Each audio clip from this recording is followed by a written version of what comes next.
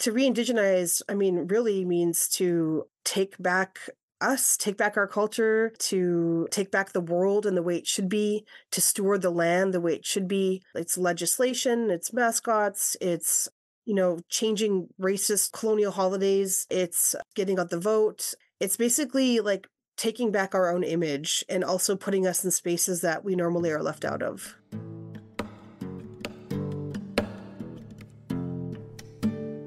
Hello and welcome. As always, I'm Abbie. This is Stories Lived, Stories Told, and today I invite you to join me in conversation with Sikowis Nobiss as we take a communication perspective on decolonizing, re-indigenizing, and rematriating.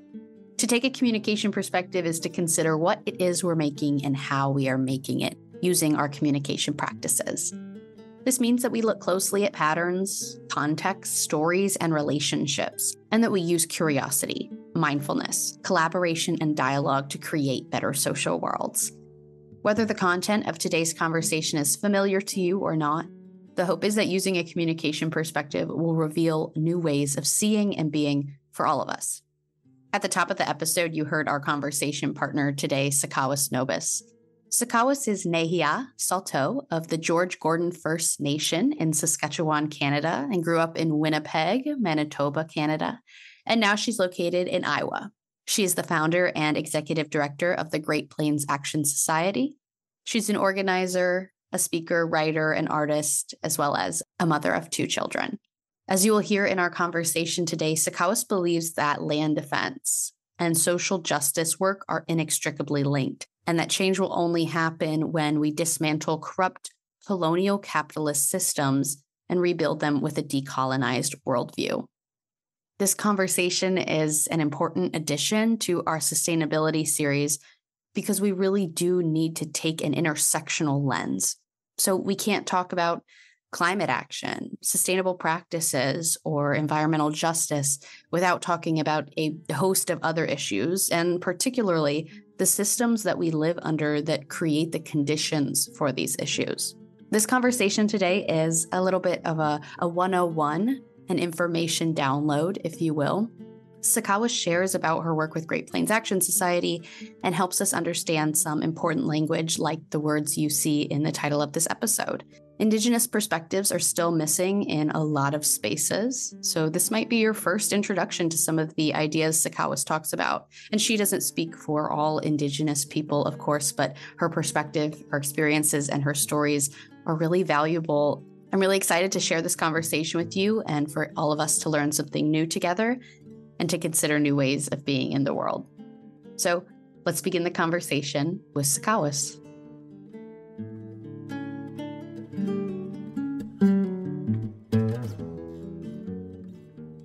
Hi, Sikowis. Thank you so much for joining me for this conversation today. I've really been looking forward to speaking with you. Hello, Tansi, Mio, Ponapitigisigal. Hello, good afternoon. I've also been looking forward to it as well. Awesome. Can you go ahead and introduce yourself and just share enough about yourself so we can have some context going into this conversation and have a better idea of who you are? My name is Sikowis Nobiss, which we've already established. It's hard to start off introducing yourself without saying your name. Right.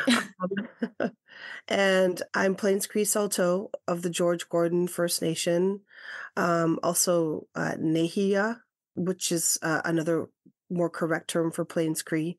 And I grew up in Winnipeg, which is not too far from there, a few hours to the west.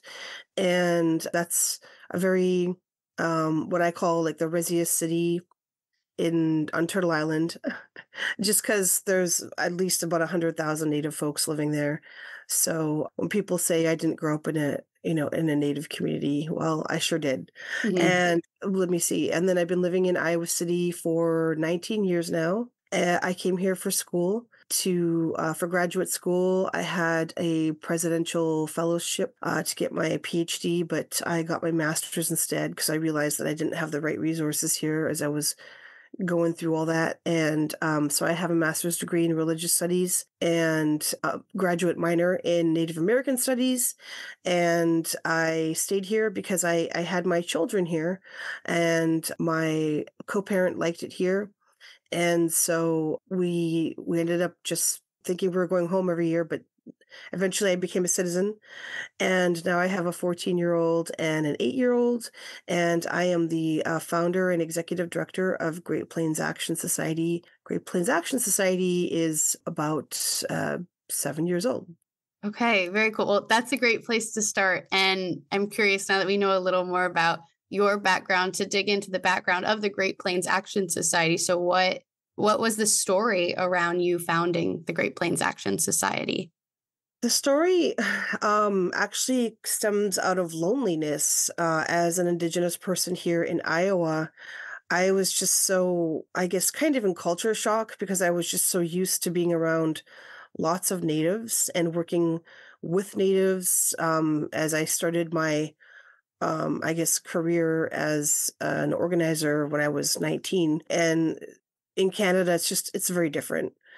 And so there's a lot more representation, and there's just a lot more that's going on kind of everywhere, in Hmm. terms of natives and us just not being like stuck in history like they are here, whitewashed and erased like they are to a big extent here in the US. Not that that isn't happening in Canada, Sure. but that like it just was kind of a culture shock here to see the much less representation. And so after I graduated, while I was at the university, I was the president of the Native American Student Association, and I was on all sorts of diversity committees, some environmental committees. I don't even remember now. That was so long ago, and there was so many of them. I think I might have even got some awards, but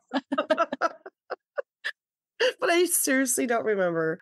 And I did some fun stuff for NASA. I did not like do the powwow that is typically done every year because that was a time when we weren't getting funding for that. I did some other stuff. I did like a Native American Arts Month where I did like a modern take on our art, like and what people are doing in all sorts of different forms, like even cooking. Hmm. Before the sous chef was I guess popular, I brought a chef here from Canada called Chef Wolfman, and he came and did a cooking demonstration. Plus, we had like a big banquet as we watched, and had a youth art show, and people come in to read different pieces of work and some other stuff. So that was a while ago. I mean, that was 19 years ago. And then I graduated, and I just felt like, wow, like now what, like they started the powwow up soon after I graduated, and so I helped out with that for a couple of years, but it just felt really lonely, because in Iowa, this place was very, very genocided. The natives were also very much pushed out for the sake of this farmland here. Between 1830 and 1860, this place was like, there was a serious attack on this land. And, even to the point where the king at the time, put an order out, to make sure that all Meskwaki folks were exterminated, if you will, genocided. And so, the Iowa, who are I guess you could say the rightful descendants of this land, it's just hard because there's a lot of people that have come through Iowa, a lot of different tribes like that have come through that have been here temporarily, or that traveled among here, right? Like, but I would say like a big chunk of it was Iowa land, and then they were pushed out, and then Meskwaki came in 200 years ago, and so I just really want to uplift that right now because that's important. In terms of my land acknowledgement, that's these folks, these wonderful tribes were gone, and except for the Meskwaki who came back, and but they're quite small, and they have a small settlement in the middle of the state. And in a good way, they're insular because I don't blame them because why wouldn't you be, right? They do their thing and they're doing wonderful things there. But, there are those of us that don't live there, right? Like there's 16,000 natives and I think there's 1,500 Meskwaki that live on the settlement, right? Mhm. So there's a lot of people like living outside of the settlement. Yeah, is that 16,000 natives in Iowa? Yeah. Okay, Hmm. yeah. And then there's, and then the bigger population in Sioux City. I don't even know what the population. I need to get the numbers there because it is our largest population of natives in the state for sure. And then of course there's little chunks of the Ho Chunk Reservation and the Omaha Reservation that come into Mhm. Iowa as well over the Missouri River. But so like I said, like it does feel like really lonely in terms of, being an Indigenous person here, and especially in Iowa City. And so I just said, well, we need something. Like we need some kind of social organization, right? Like something. And, I had started organizing when I was 19 at the New Brunswick Aboriginal Peoples Council. And so I had some experience with, community organizing and understood like, how that works. And as I went through university and all that, like I understood that much better. Mhm. And I tried asking, folks that would come through town to get together and try to do stuff. It wasn't anything in particular at the time. It was just like, let's just get together. Yeah. And nothing ever really came out of it. Like it was really nice to have folks at my house and hang out, but I was a very transient place, and so folks come and go a lot. They come for school or the writer's workshop or whatever, and then they're gone. And so I don't know, I didn't have a lot of luck. But then I went to Standing Rock because of course, like I just felt like the need to go, just like a lot of folks did. Like it was a really huge pull in my heart to be there. And once I went there and came back and started talking about like, what I was doing, just on social media, a lot of folks here, like Native folks were like, took quite an interest in it and asked me to, come and speak about it and tell us about my time there. And then, they started helping me put together stuff to bring up there, like donations, Mhm. clothing and food, things like that. And, I don't know, like, because through that, that's how Great Plains Action Society got founded, actually, because people took a real interest, and Indigenous people kind of they stuck around, and we ended up doing more and more things together. And I would say Trisha Rivers is like the first person that came on board that really started like working as a staff member at GPAS and helped found it. She's definitely a founder, helped get it off the ground. From there on, we just kept growing. So now we have two right now, I guess two full-time people. That would be me and Trish, and I think five part-time folks. And one of those people is Tobias, who is a youth organizer. So we have youth that have been on with us. We had two other youth, Keely and Alex, that both graduated from university. And so now they're off doing their thing. Keely's at grad school, and Alex is teaching at Little Priest Tribal College. And I think actually Alex is going to grad school now too, coming up this fall. And so, not that we're responsible for their success at all, Yeah. but I like to think that a tiny part of what we did helped empower them, and Yeah. just be more of like the badasses that they are today. Yeah. So, and yeah, so we are a 501(c)(3) organization, and we are 100% Indigenous led and run, and we work across Iowa and eastern Nebraska and southern South Dakota, and actually in Minneapolis now, and or Minnesota, I guess you could say. And we are doing stuff often as well, like through cohorts and events, like kind of throughout the Midwest, or I like to call it the Great Plains, and then even nationally. Yeah, well, that's very cool and yeah, insightful to be able to hear the story and hear that it, yeah, really rooted in this idea of community, and that I'm sure you're not the only person that was experiencing loneliness. Obviously, very evident, and there's a need for this kind of collection. And I'm curious, obviously the name Great Plains Action Society. I want to know a little more about the action. Like what kind of events, what kind of actions do you do at the Great Plains Action Society? Yeah. So, well, firstly, before we move into the word action, I just want to define the term society for you, because that's actually Please. pretty important too. Yeah. A society is traditionally in some Indigenous cultures. I know that Lakota folks have that, and Cree folks have them. And also I'm sure other folks do. I just don't want to apply it because I mean we have such a diverse range of tribes and cultures. But I'm pretty sure it would be something that would be kind of common, right? Like because it seems like it's common it's a common commonality you might find throughout most civilizations and communities throughout the world. So a society is like a small working group. They work together on daily tasks or on, issues that come up, and, they are closely knit. And when it's their time to do whatever it is they do it. And that's why I wanted to call us a society, as well as Trish, because Trish and I brainstormed on that name, because that's how it feels. Like we're not really a membership based organization. Right. That would be very hard in a state like Iowa, even though there are lots and lots of natives. Finding them and getting their attention to join this organization would be hard. And we do have a lot of support from white folks who are wonderful in supporting us. But I would guess that the majority of our membership would probably be like white folks. And so that would be really weird. Because, Sure. you know what I Yeah. mean? We're not here to serve white folks. Right. Like, we're here to serve Indigenous peoples and the land. And not that we don't like love the white folks that support us and that are our allies and accomplices, but that they have to take kind of a back seat in the work Right. that we're doing, Yeah. because it's really about overcoming racism, systematic white supremacy, and so many other issues that come along with, with white folks. Like, Yeah. not that all white folks are the problem, but white supremacy is, right? Yes. Yes. So that's what I'm trying to get at. So yeah, that's why we call ourselves a society.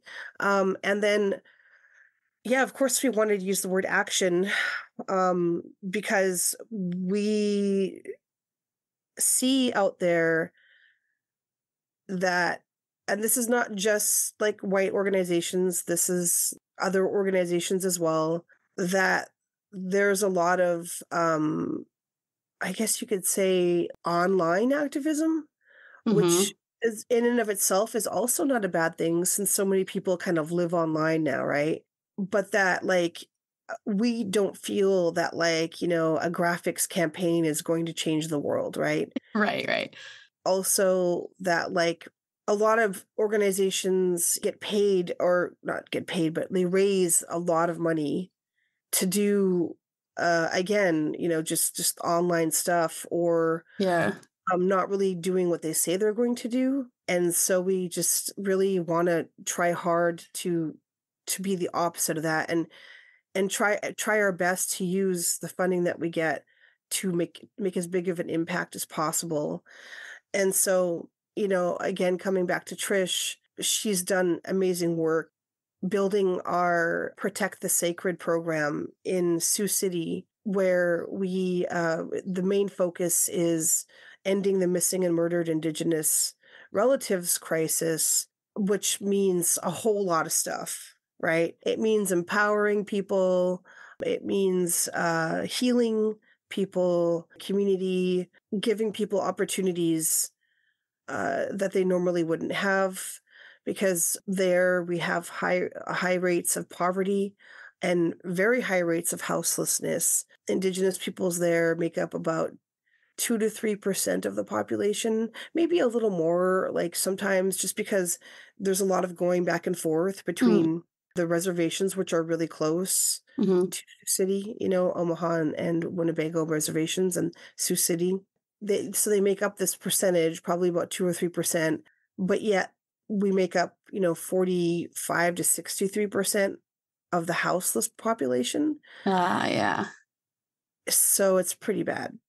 So, Trisha founded this, amazing program there, or initiative, I should say, and has been growing it ever since she moved back there in 2018. And I mean, there's just so much going on. There's a women's and girls Protect the Sacred workshop that happens every Sunday, or every Sunday, I believe.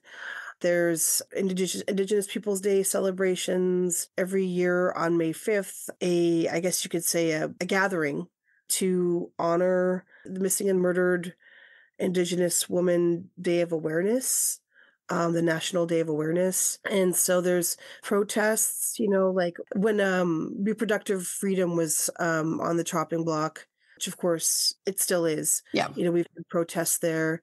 And then after the Supreme Court did not overturn ICWA, the Indian Child Welfare Act, we had a celebration. We have a lot of mutual aid events.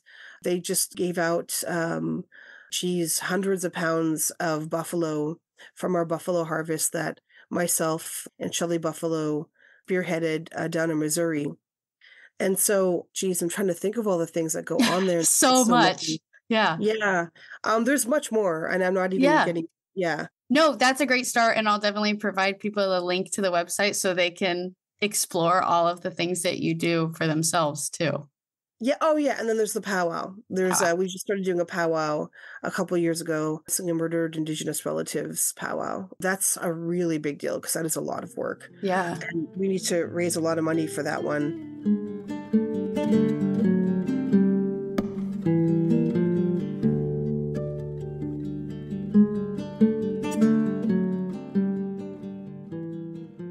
And so that's just one initiative, though. We have 3 initiatives, right? So that's our Protect the Sacred initiative.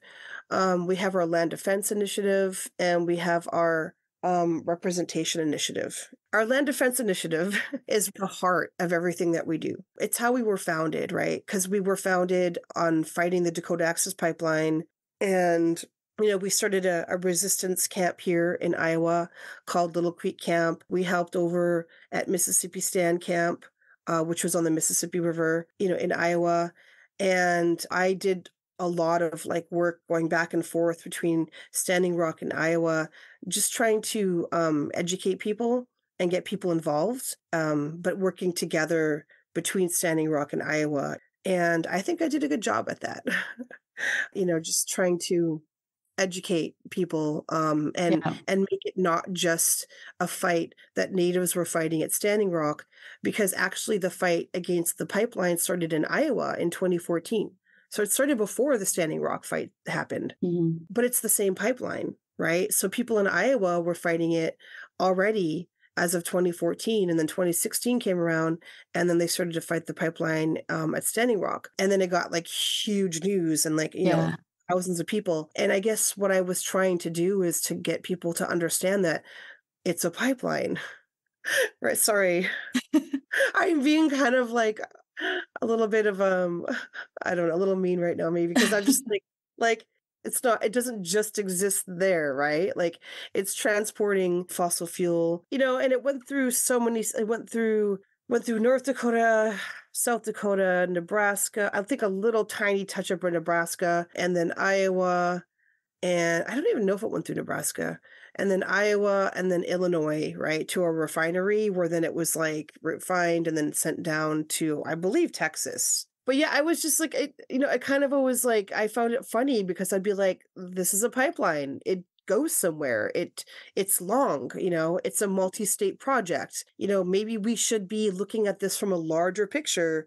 Whereas I felt the picture at Standing Rock was very much honed in on that area, but for good reason as well.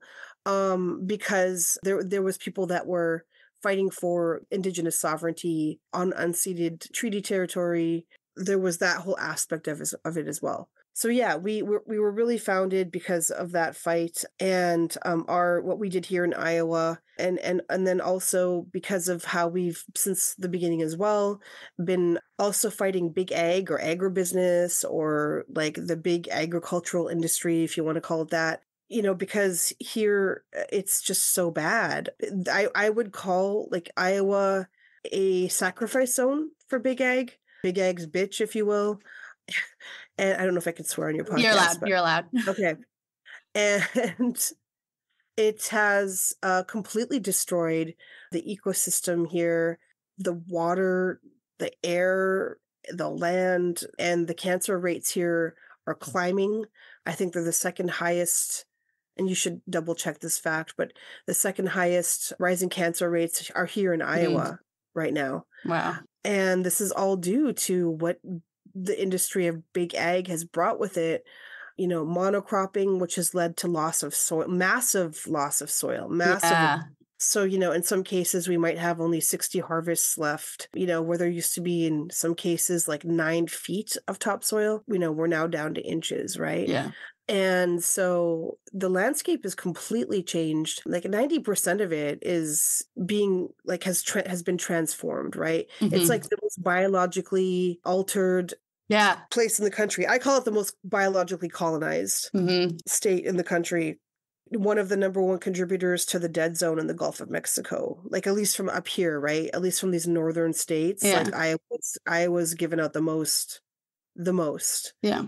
It's the most pesticides, herbicides, fungicides, fertilizers, pig waste, Hmm. animal waste in general. But it's all going into the water. And I don't know why people swim here. It honestly scares me to think that people swim. My children do not swim in these waters. Yeah. They went to a camp, Taproot Camp, which I do, like, love because it's an outdoor excursion kinda camp, and they go all over doing stuff, right? But then, like, they let them go swimming in the waters around here sometimes, and I just, like, I freak out. Hmm. I was like, "Yeah, the one rule I have for my kids at this camp is I don't want them in the water." As much as that sucks, right? Because it's Yeah. summertime and your kids should be swimming in the water, Hmm. I'm like, "I'll take them to a pool." Yeah. I do not want them in these waters. It's disgusting. It's scary. I Yeah. mean, people come out with like flesh-eating bacteria because there's such a growth of bacteria as well, right? Uh-huh. Because they love to eat off, all those things like the nitrates and whatever. And then there's just all these chemicals, these really, really, really disturbing chemicals. And so we have been fighting big ag for a while, and then of course coal. There's coal plants here that are harming, indigenous communities like the Sioux City community and the reservations, Omaha and Winnebago reservations, because Mid American has two coal plants, like the oldest and dirtiest in the nation, that Mm. are situated like right above Winnebago and right below Sioux City. And so that's happening there. And then now for the past like 2.5 years, oh geez, maybe it might even be coming up on 3 years. I'm not even sure. We've been fighting CO2 pipelines. So these are pipelines. This is a whole new thing. Yeah. They want to bring in these pipelines that are going to cap off at like ethanol plants. Oh yeah, I didn't even mention ethanol, did I? Not yet. Yeah, another dangerous practice that goes on here in Iowa. The growing of corn for the sake of making, fossil fuels or blending it with fossil fuels to make it better. Hmm. And listeners can't hear that, but I did quotations. Right. Air quotes. Yeah, I did the cheesy air quotes because it's not better. It's causing disaster, environmental Yeah. disaster here in Iowa. Yeah. That's the time to ask better for who? Yeah, better for the oil industry, Yeah. Right. obviously. Yep. And these CO2 pipelines are where big oil and big ag are actually kind of shaking hands because have been lobbied for heavily by the oil industries because Hmm. in the end, the liquefied CO2 that they're taking out of these the CO2 that they're taking out of these places, these like meatpacking factories and these ethanol plants, what have you, and then they convert into CO2, liquefied CO2, they are allowed to use it for enhanced oil recovery, meaning like fracking. Hmm. So they use that as the liquid to go down into the ground and bring up oil. It's just a real con, Yeah. and it's actually in the end not effective, and it provides industry for the ethanol and fossil fuel industry, which then gives them tax deductions, right? It gives them credits, right? And it's really they're just going to rip into the land again and build massive amounts of pipelines all Hmm. over the state, which can in fact be dangerous because it's almost like more dangerous in a way in terms of the short-term effects of a rupture, because if a CO2 pipeline breaks, it doesn't just like leak, right? It kind of it explodes. It does explode, and you end up with like miles of it. If it can be miles, depending on how much comes out, right? Or Yeah. a large, very large area of this cloud of CO2 like settling down onto the ground, and basically everything in the area asphyxiates because it displaces oxygen. Yeah.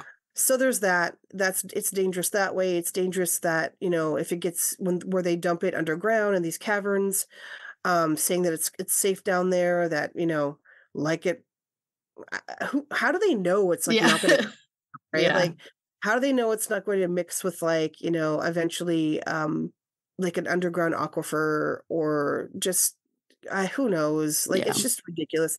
It's such unproven technology and it's very new and like nobody knows anything really about the long-term effects because Yeah. there aren't long-term effects that we know of yet. Yeah. A good source for your listeners to look up is the Huffington Post article on Satartia, Mississippi, and what happened there, and how a rupture almost killed an entire town.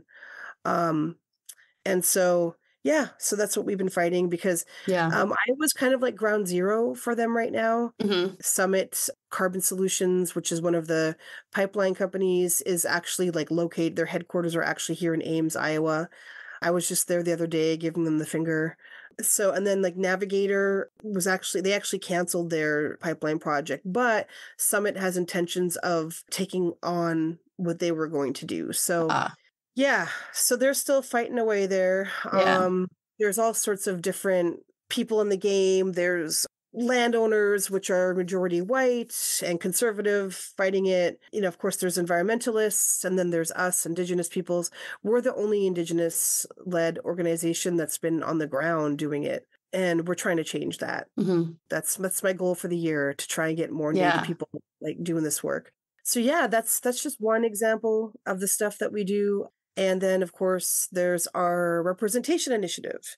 So our representation initiative is really based off the fact that like a lot of we face such high rates of erasure. I was talking about that earlier, Hmm. and romanticization and tokenization and just stereotypes, right? And we're also not included in a lot of spaces that we should be included in. That includes voting, right? Hmm. It's high rates of voter suppression in Indian country. And so we have a GOTV campaign, and this year we're going to be focusing on reproductive liberation and, bans on diversity, equity, and inclusion, Yeah. and trans bans and all this stuff happening with kids with disabilities, or like these are all things that are basically attacked in Iowa, right? Not that we haven't always lived with white supremacy from an Indigenous perspective. I can tell you that this country and Canada, right, they have always done what they can to, keep slowly genociding us, right? To continue the process of colonization, right? Like that's why even in Canada as well, like the textbooks don't tell real history. My Right. children's textbooks don't tell them the real history of what went on in this country, right?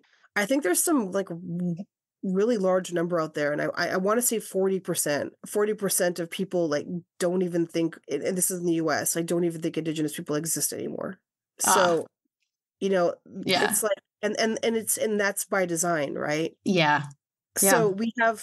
we have as part of our representation initiative, like a shirt campaign and hoodie campaign with Humanize My Hoodie, with shirts and hoodies that say the truth will not be whitewashed. That is attached as well to our Truth Giving event that we have every year. Yeah. We have this event here in Iowa City called Truth Giving. Geez, it started in my house a long time ago, when I first moved here, because I don't know why. I think before I moved here, I never really put much thought into Thanksgiving Hmm. in I Canada. think that's true for a lot of people. Yeah, because even though we celebrate Thanksgiving there, I don't feel like people make a big deal about the Pilgrim and Indian thing Uh-huh. as like they do here. Right. That's the whole, yeah, middle of the 'Cause, like, the story. whole story, yeah, the whole and I don't even know if I knew, like, I mean, I've looked it up since then, and it's just a different kinda story in Canada, and, it's just part of our learning process when we're decolonizing ourselves, right? So I just never really thought about it in Canada, but then I moved here, and it's so apparent here, the story, right? It's Yes. so, like, yes, this whole mythology is built off of pilgrims and Indians, um, and, I was just so, like, wow, especially 20 years ago, Hmm. because back then it was still really okay to like put up all the little decorations with the pilgrims and the Indians, and to dress up like that and to have the plays and the parades and like all that stuff, right? Yeah. So I like to think that part of our work I feel kind of proud because I feel like our work has been part of a much larger process of Hmm. indigenous peoples across, the nation pushing back at it, right? So, when we first came here, I was like, well, I want to celebrate this because I mean, these are all technically indigenous foods, right? Like in a lot Yeah. of ways, potatoes and turkey, and it's supposed to be, right? Because Yeah. we're celebrating an original harvest. A lot of cases, people also, use wild rice, and there's sweet potatoes and beans. Geez, like that's part of our three sisters: beans, corns, and Hmm. squash, right? So all that's part of it as well. And I was like, I want to do that. Of course, I want to do that, and of course, I want to spend time with my family and friends, Right. and gather and enjoy the harvest. And that's the whole idea, and to be thankful for what you have. I mean, that's a great idea, right? But the whole mythology that it's resting upon is bullshit. Yeah. It's complete whitewashing of the Right. truth. And again, it's an erasure of us as Indigenous peoples and our identities, because it's Hmm. telling people that we were like happy with what was going on, and we sat down and had this wonderful harvest and shared it with these white folks, which is not the case at all. Almost like they're trying to say that like we wanted people to come here. We are okay with them coming Yeah. here. No, that's not the case. Within 4 days of some of these pilgrims coming onto our shores, they were raiding the stores of their reserves, right, for the winter and such. And, they brought disease with them. So, like, the first wave that came onto the shores of the indigenous folks on the East Coast, they were killed by disease. Yeah. And then, like, the second wave that came through was able to, I guess, take advantage of the situation. Let's just put it that way. And so, Truthsgiving celebrates the real history of this country. And I started, just saying it in my house. Like, we're not just celebrating Thanksgiving, we're celebrating Truthsgiving. And I Yeah. would give a little speech about it, of course. And then my friend Dave Whiting, my good friend, an amazing ally, said to me one day, "Why don't you like have like a Truthsgiving event?" Because he plays music, and he's like, "We could have it over, at El Bandito's, this old restaurant that used to be here. One of our friends owns it." And I said, "Okay, great." So we had this little event there. We had people speak, we had people play music, and it kind of became a thing. So now that we're doing it at the Englert Theater, the big fancy theater in downtown Iowa City. And, we have like a band that's been coming now for a couple years and is going to come again this year, I hope, Audio Pharmacy. And they're like a really amazing Indigenous band. They're out in the Bay Area. The lead singer, Roz, is Pomo. And so they're hopefully coming again. And we've had, a few hundred people show up each time. Yeah. So it's become kind of a thing now. Uh, Hmm. and then, of course, we have fought mascots, and we still continue to do it. Right now, we're working on the mascot in Indianola, and the name of the school, the Indians, or the something like that, Indianola Indians. Yeah. So those are all representation, Hmm. issues. So there's like I said, it's legislation, it's mascots, it's Right. changing racist in colonial holidays, it's getting out the vote. It's basically like taking back our own image and also putting us in spaces that we normally are left out of. Hmm. That's our three initiatives. Sorry it took so long to describe all that. No, it was great. And yeah, and then, this may be very heavily just informational podcast, but I think that's a great place to start. I'd love to assume that people listening, are well versed in these kinds of things. But like you're saying, the history that most people are getting in their schools, which is maybe the only story they've really heard or know, is letting them down. So I think kind of starting with, kind of like even like this vocab lesson talking about the society and the action. And there's some other words I want to talk about too that I know you use. I think it's important just to start where we have started, because what I'm hearing and what you're saying is, which I again imagine is maybe a new kind of idea for people to play around with and think about, white people to play around with and think about, to see the kind of intersectionality of it all. That you are saying, all we have a hand in kind of all of these areas because they are all connected, because they do have to do with all of us, or they all have to do with us and our experiences. And yeah, there's wisdom to be found. There's good perspective to be found. There's good action to be taken from an Indigenous perspective that's missing when the dominant perspective is this white colonial capitalist one that I know you reference a lot.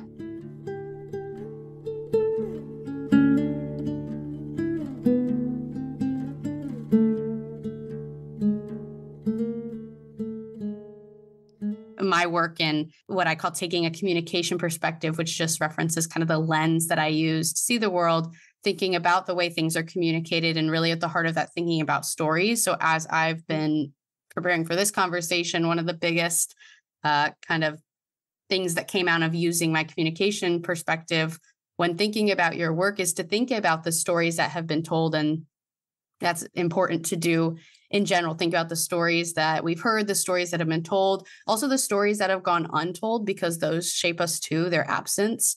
And especially in our conversation, I think one other important thing to pay attention to as you reflect is the voice, who has been able to tell the story. And I see that throughout everything that you just shared, that there really has been one dominant story that's been allowed to persist, and it is this capitalist colonial version. Yes. And so, right, there's more justice to be had, maybe more wisdom, better ways of being together in the world when we listen to indigenous perspectives. So that's something I'd love to keep talking about, this relationship that I'm hearing, the land initiative is the core of what you're doing, what you said. And so I'm curious about the relationship that you see between, environmental justice and social justice, all of these other versions of justice that need to happen. Yeah. So when people ask me to describe what we do, that takes such a long time. Yeah. I haven't been able to get to, I guess, kind of the more of the ideological or, philosophical, takes on what we do. And, I haven't mentioned the word Christian yet. And that's very important. Right. Because actually I often call, Christian colonial capitalism, because like the three of them are inextricably linked. Yes. And we talk about the three aspects of God, right? God and Jesus and the Holy Spirit. Well, I kind of overlay, capitalism, colonialism, and Christianity on top of that. Right, right.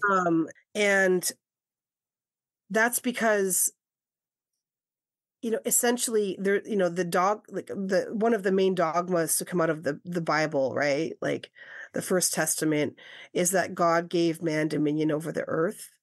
And that can be interpreted however you want to interpret it, because lots of modern Christians will try to change that and interpret it a different way. But essentially it is what it is, right? You can't change some of this stuff. Like some of this stuff is pretty evident in what they're saying. And that, women are subservient to men, that's very evident in the Bible. Yeah. Exceedingly evident, right? And like just that in itself. So these two ways of being in the world, right? Yeah. Where God gives men dominion over the earth, right? And where women are subservient, and indigenous ways of being. I'm not saying it's like this everywhere, but in general, we can safely say that there is a respect for the earth. There's a respect for the world around you, the land, and there's also, in a lot of cases as well, a lot more respect for women. And so these are just so opposite. Yeah. And that's where the stories come in for me, because if you've grown up in a Christian colonial capitalist society world, then you kind of take that for granted as the story, capital T story.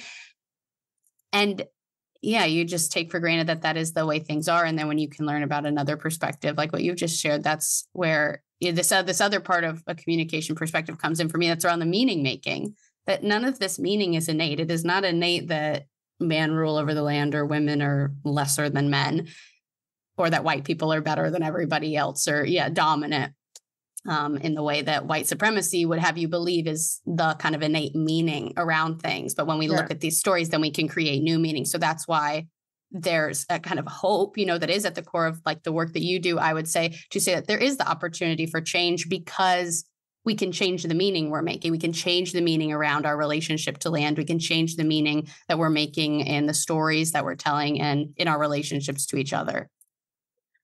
Yeah, absolutely. And so when you asked me just now, like how is climate or environmental justice linked to social justice?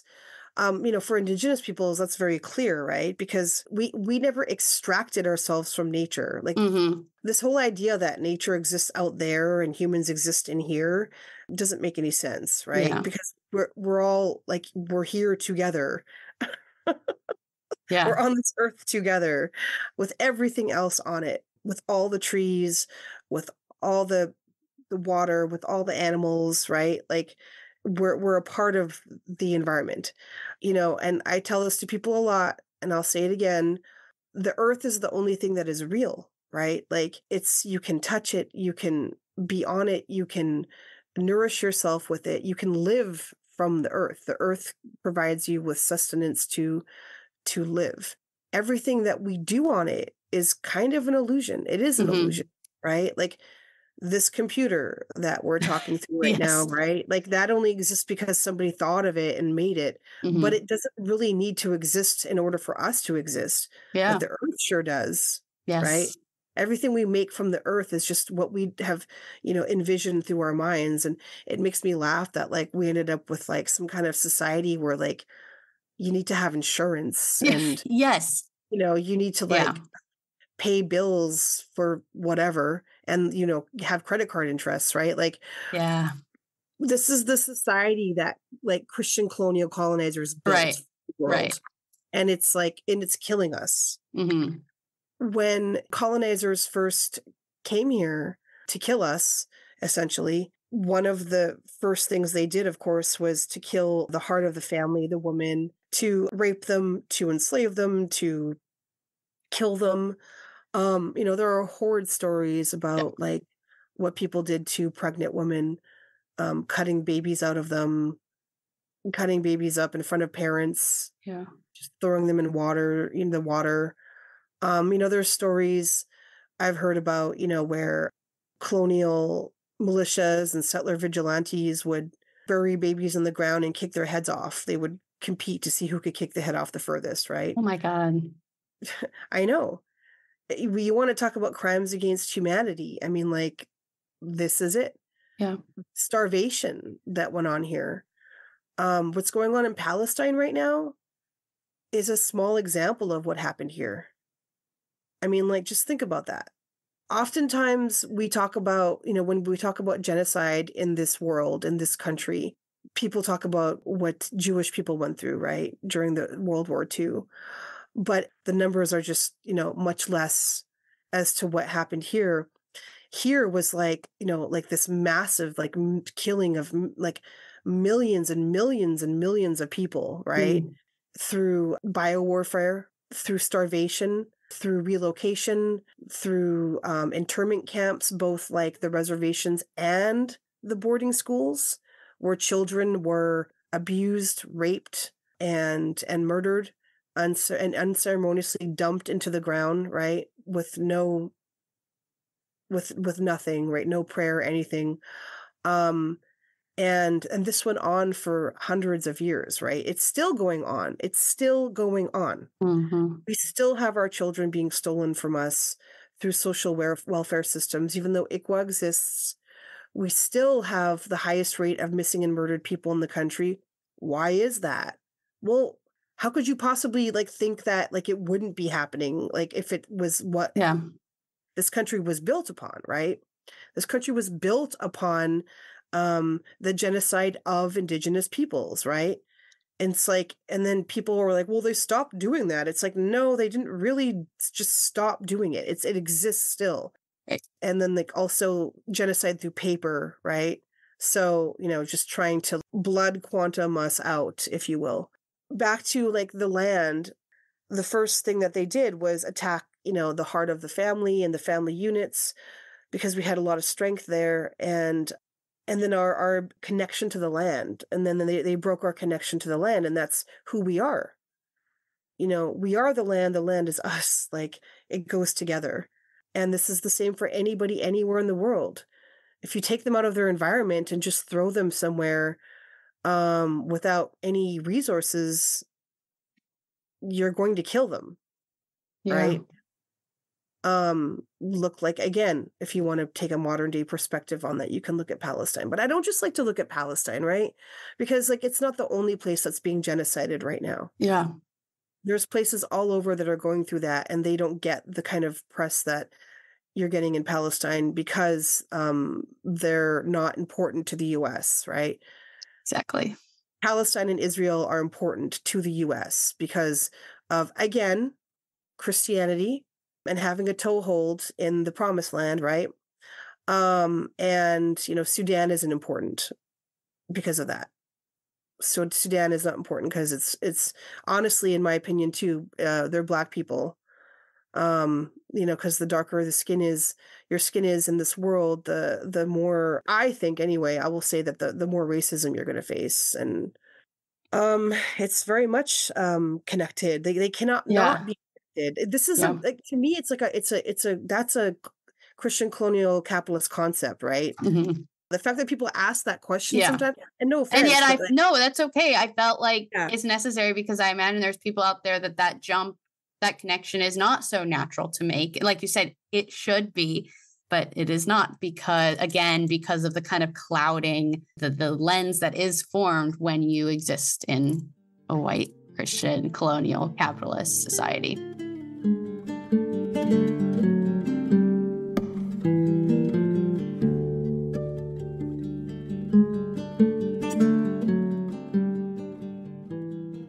I wanted to talk, like I mentioned earlier, maybe kind of continuing this vocabulary lesson, again, in the hopes that this maybe can give people a stronger foundation for engaging with, the kind of work that you do or conversations. So just two more words I'd love to have you kind of define what they mean to you, because I know they're ones that you use and have to do with the kind of action that can result from being able to name these things.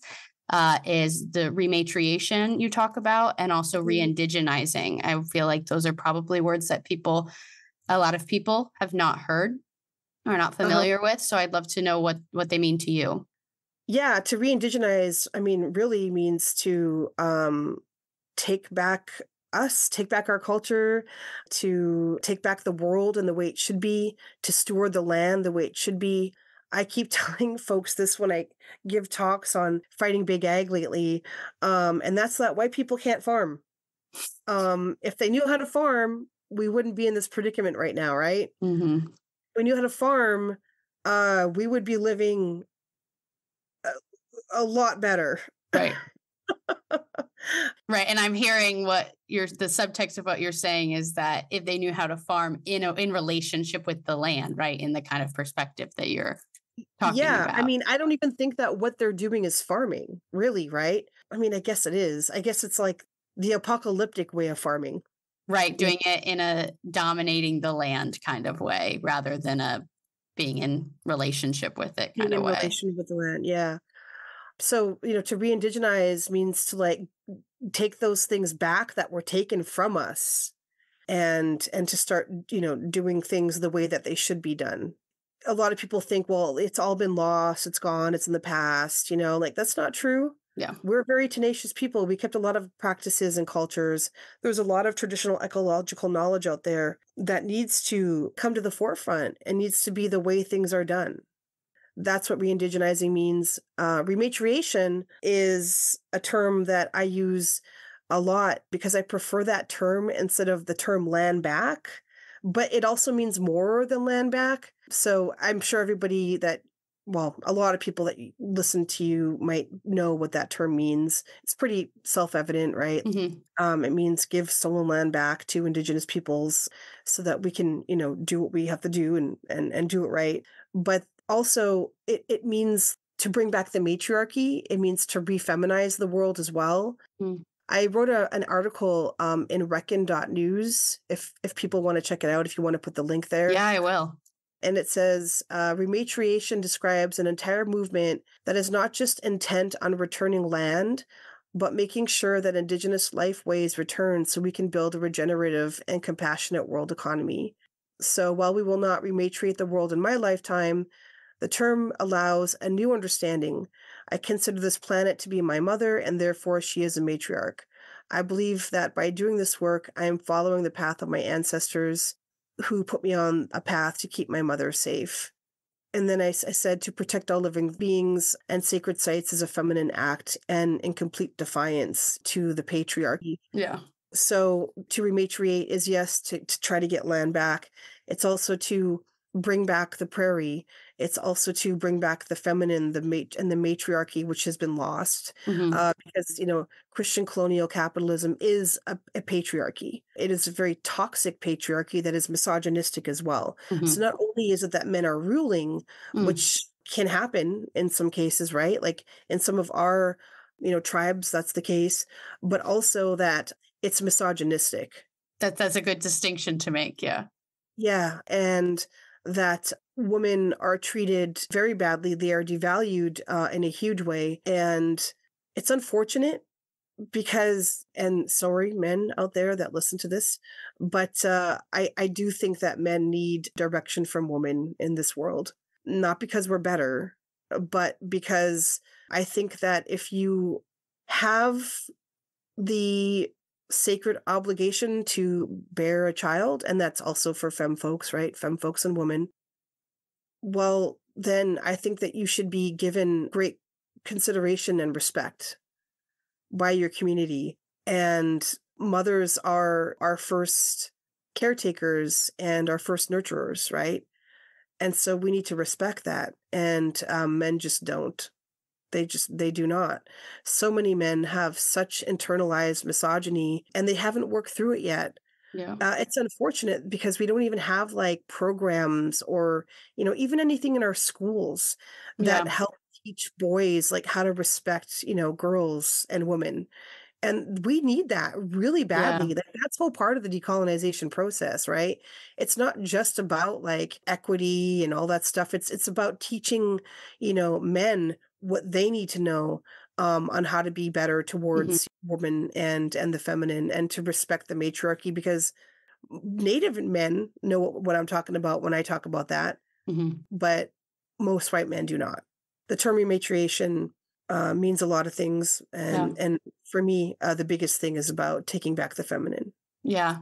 Yeah. I appreciate knowing what those words mean to you because one of the kind of ideas, again, that's at the root of this communication perspective is you kind of, use it as a perspective. And then there's a number of different practices that would be involved in taking a communication perspective. And then also you're oriented toward this goal, which is creating better social worlds. The idea being that through our communication, we have the opportunity to create better social worlds, again, based on what kind of stories we choose to tell and the ways that we choose to show up to each other. And so I can hear through everything you've said today, I'm getting an idea of what kind of your definition of a better social world would be. And it sounds pretty good to me.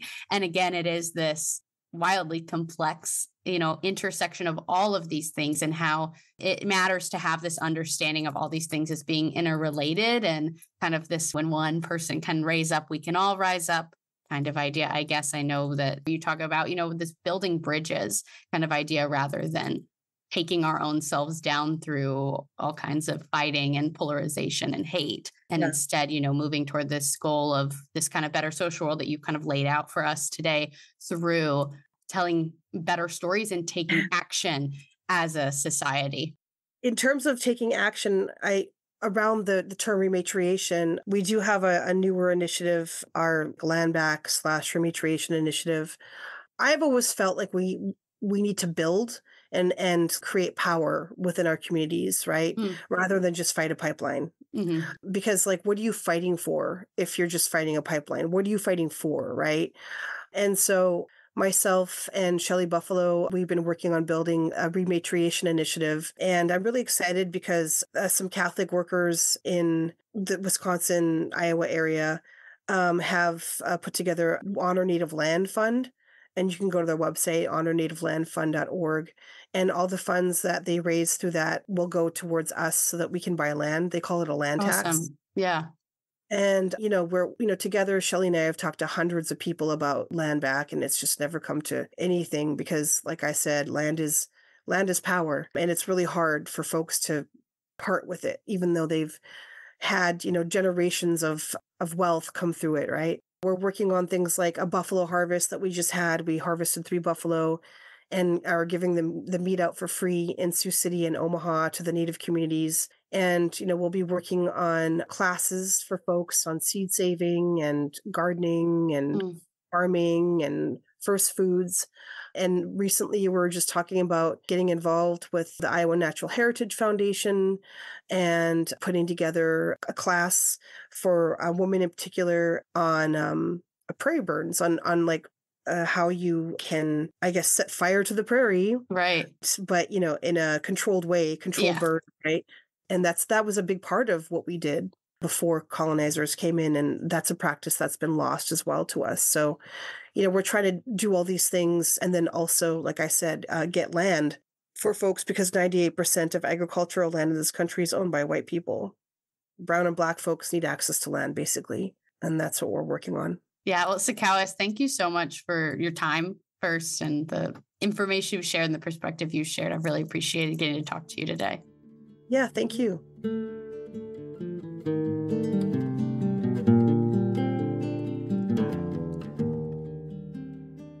Okay, that is all for our conversation with Sikowis. At the end of each episode, I like to offer some questions to reflect on, which act as next turns, things that you can keep thinking about so the conversation doesn't end just because the episode does. Today, the questions I would have you think about are, how can we decolonize our ways of thinking and being? What does it look like to re-indigenize? And what does it mean to rematriate? So really just focusing on some of that vocab that we learned today, some of that language that's really important for the work that Sikowis does and for continuing to change our perspective on and our relationship around sustainable practices, as well as more broadly, perhaps our relationship to nature, to the earth, and to the land. You're always welcome to reach out to me to share your reflections, as well as any of your own questions or ideas. You can do that through email, the website, or by commenting on Instagram and YouTube. I invite you to do this to stay in dialogue. A few other great ways to stay in dialogue are to follow the show wherever you listen so you never miss an episode. You can also leave a rating and review, which I'd really appreciate. But most importantly to me, sharing episodes, inviting other people into this community and into dialogue with us.